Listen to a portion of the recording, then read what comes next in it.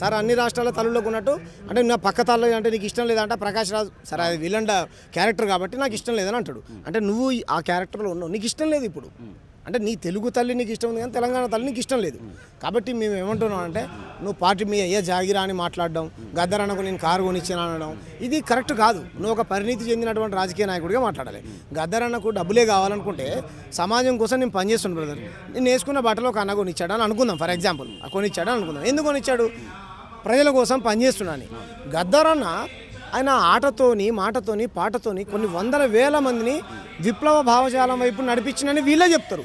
మరి అలా నడిపించినటువంటి వ్యక్తులకు ప్రధానమంత్రుల నుంచి ముఖ్యమంత్రుల దాకా భయపడ్డారు కదా. ఆయన తప్పుగా అనుకోకూడదు కానీ నీ పిసకుంట్ల కారు 80 లక్షల రూపాయల ఎంతైతే 8 లక్షల రూపాయలు ఎంతైతే చెప్పు. నువ్వేమైనా పెద్ద బెంజ్ BMW కొనిచ్చినావా? ఏదో చిన్న కారు కొనిచ్చినావంట.